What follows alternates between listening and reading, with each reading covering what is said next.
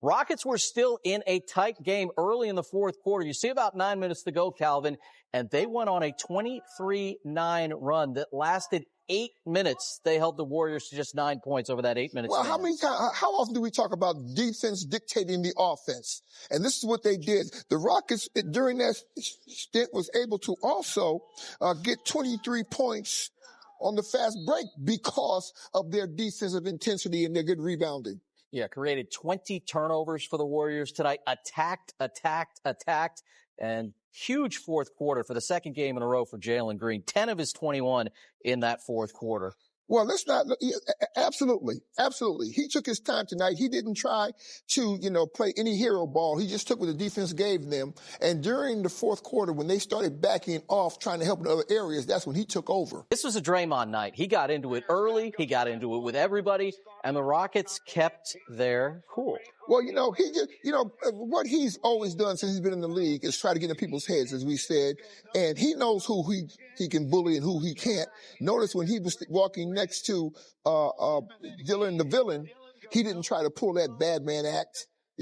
When he got Alfie's face, he thought that he can bully Alfie. Alfie showed him, I'm not going anywhere. So that's when I talk about fighting fire with fire. Now, when you start looking at what he did tonight, I'm talking about Draymond Green, after all that screaming and fighting and stuff, he only had 2 points, three rebounds. So all he did was make a lot of noise. 5 fouls, 4 turnovers, clapping in the official's face, letting him stay in the game. We haven't even gotten to what he did at the beginning of the second half. He picked up a quick 4th foul early in that second half. He was still all riled up, and it appeared to me, by the way he was acting with the officials, he didn't want to be in this game tonight. He tried to get thrown out. That's what it appeared to me. And when they said, oh no, you're going to stay here tonight, buddy. Yeah, a little punishment for him. You're going to take this whooping like a man. And that's what Alfie did right there. That was late in the first half. He went right at that defense. This is what I was talking about early in the second half. That is leading with the elbow. That was dirty. And he's been known to be a dirty, yes, all that toughness, he's been known to be a dirty player. And that was a dirty play right there. That should have been a foul where he got put out of the game. The league should have looked at it to see if he should be suspended for another. He deliberately tried to hurt Alfie in this play. Yeah, you get a great look at it here. Unfortunately, so does he led with that elbow. Yeah, he puts it out front. Doesn't need to. Alfie's not even going up off of his feet.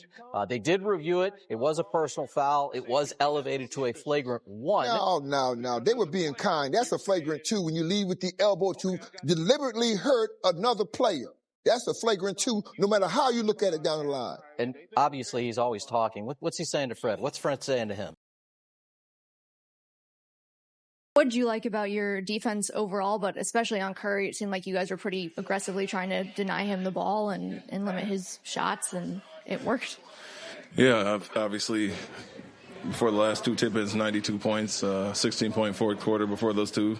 They ended up with 20 there, and then obviously him going 1 for 10, and the focal point obviously had been on a heater lately, and so we wanted to obviously pay him a little bit more attention. And when you got a special guy like Ime Thompson doing what he does, that's the result. When Draymond started doing what Draymond does, what did you like about Alperen's response?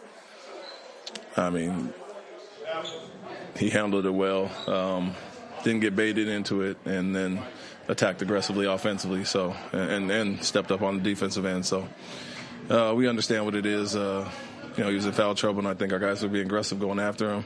And then, he doesn't respond, and he takes a hit to the face and just continues to play. And liked our poise and composure overall, especially Alpie. You guys were toggling between the double big, between the small lineup with Jabari at center. Just what did you like about how you were able to kind of exploit the matchups based on the lineups on the floor? Yeah, it gives us a ton of versatility to go both ways. We start with a neutral lineup, can have Barry at anywhere from the 3, 4, 5, and that gives us a switchable lineup. And then our bigs are doing what they do, which is being physical, pounding the glass, getting guys open. And so I love the versatility we have there. And based on who they had on the court, we felt we had some favorable things we could go to, and kind of exploited that. Ime, good to see you. Sorry.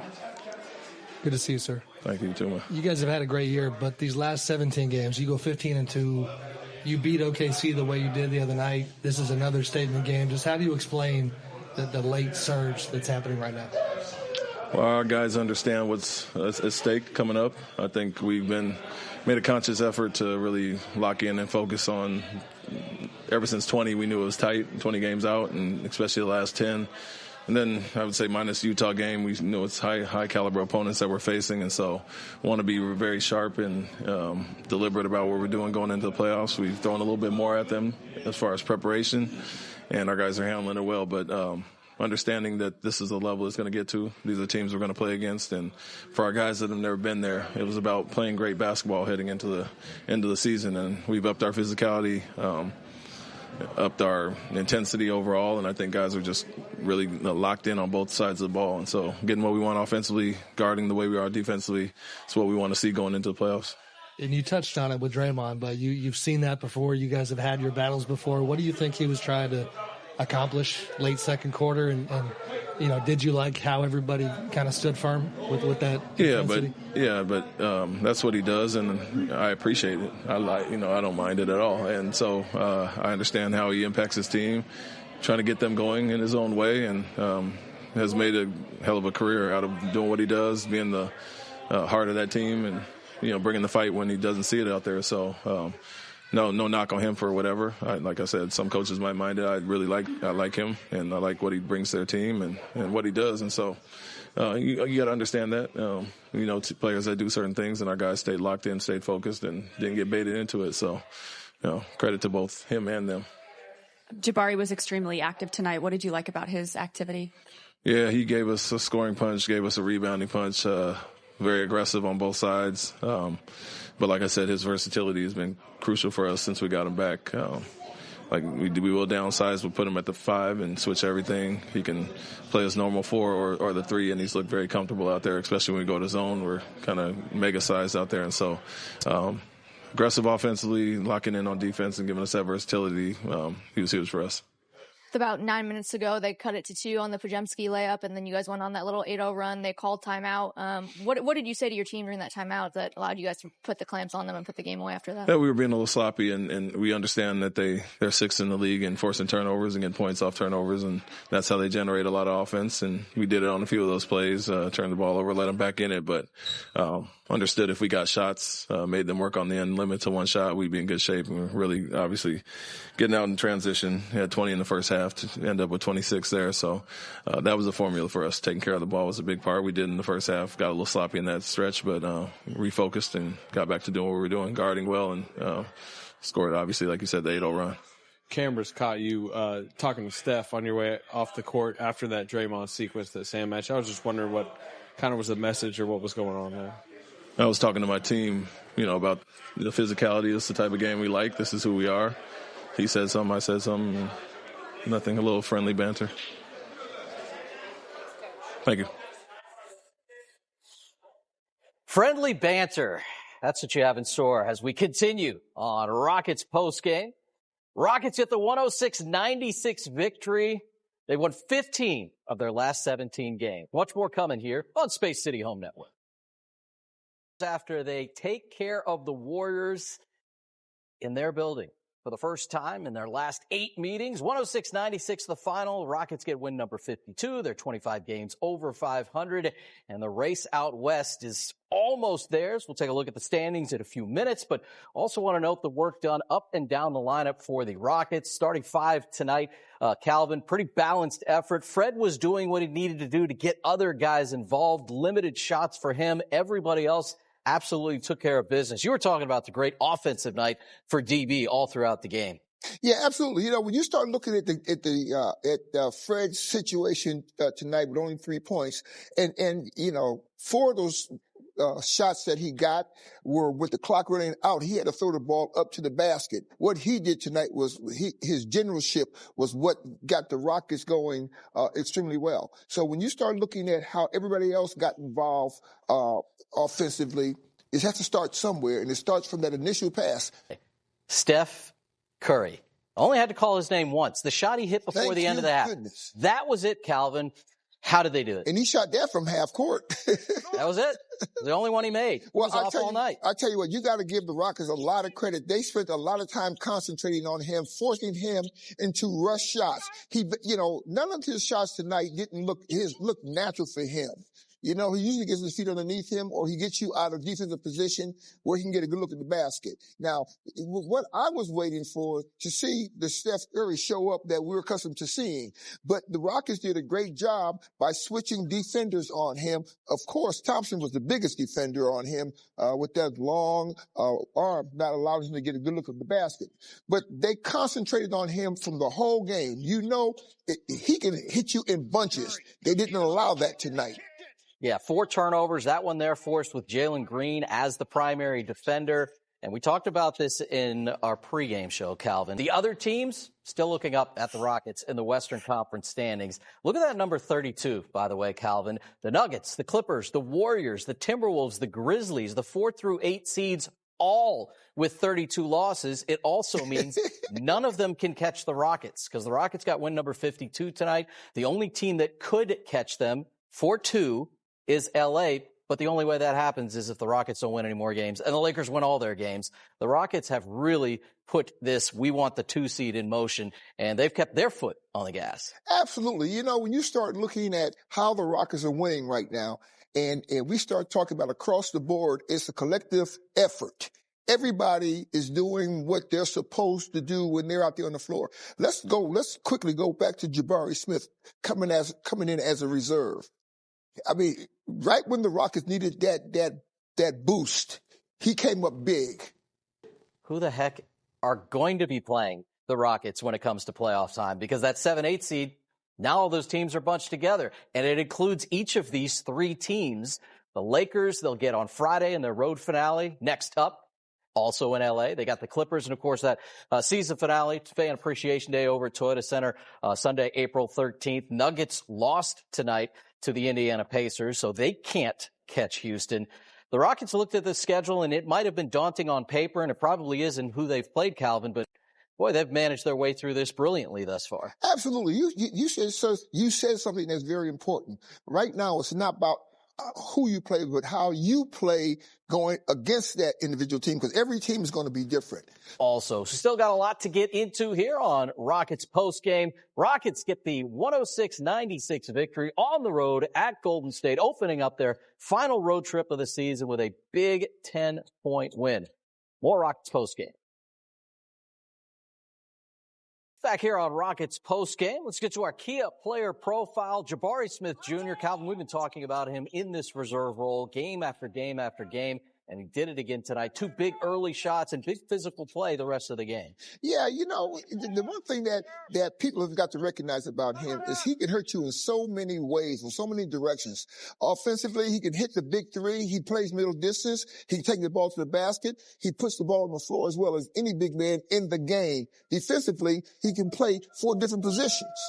And so when the Rockets need to go small or he can still play the center position for that small team. When they need the big lineup, he can play the big 3, the position 3, which is supposedly the small forward, but at 6'11", you can't call him a small forward.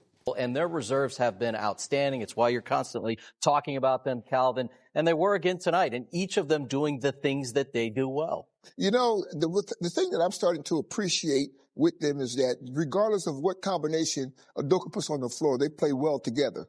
Because they respect each other's ability. Nobody's trying to play, and I said it earlier, trying to play hero ball. They want to be the star. They're just making things happen. They're taking what the defense gives them, and whoever's available to be open offensively gets the ball. And then what was the defensive plan tonight on Steph Curry? Just, limit him, keep him out of the offense, and don't let him get hot. He was saying after last game that he thinks you're always mad. Like, that's just kind of your mindset when you go out there. Is that true? No, but sometimes, I lock in extra for certain matchups. So, yeah.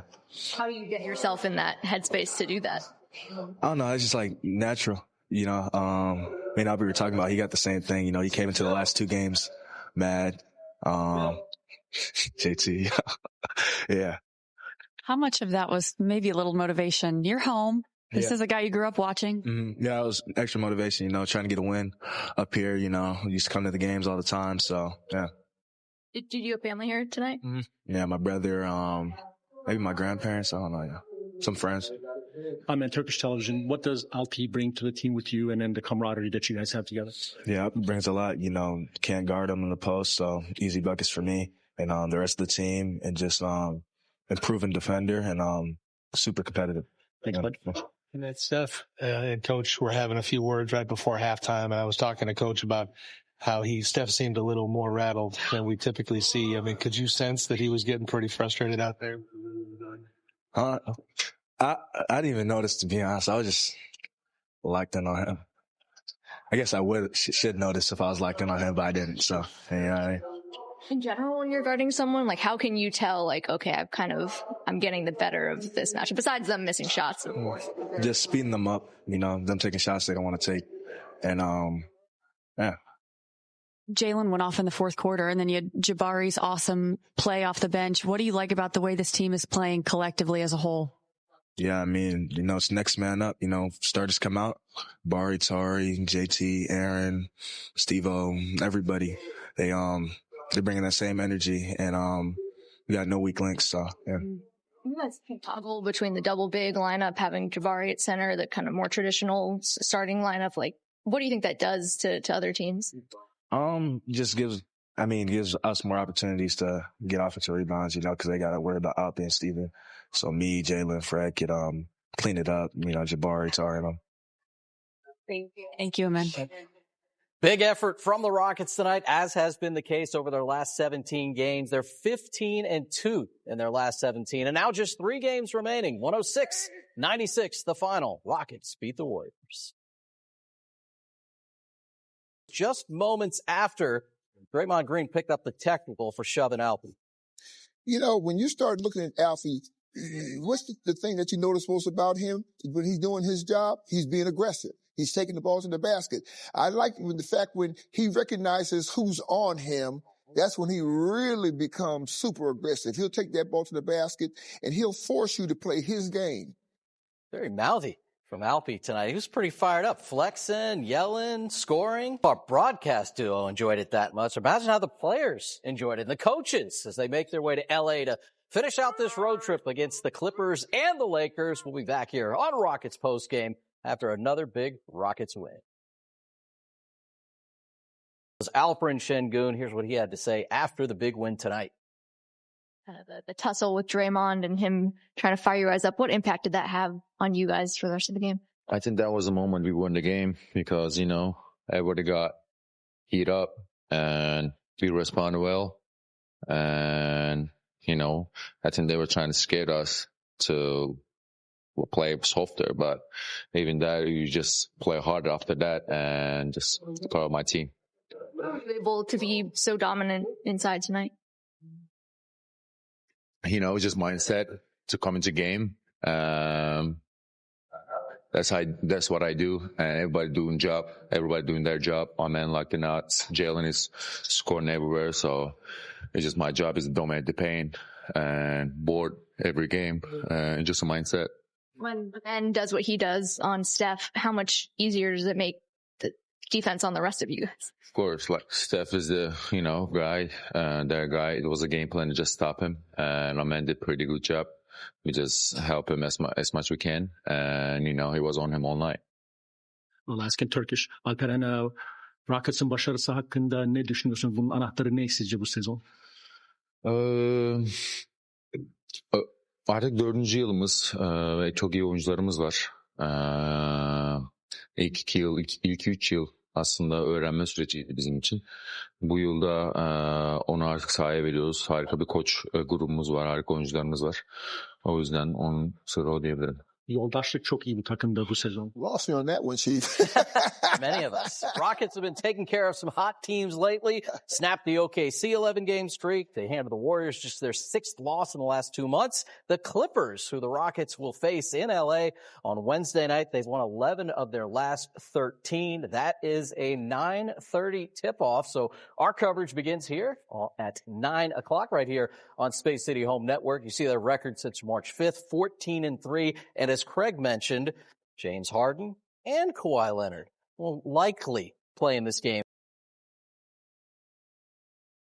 Big 106-96 victory tonight, holding Steph Curry to 3 and taking home the victory to kick off this final road trip of the season. Appreciate everybody that was a part of the broadcast as always. For the Hall of Famer Calvin Murphy, Adam Wexler here. We'll talk to you again Wednesday night, 9 o'clock for Rockets Clippers right here on Space City Home Network.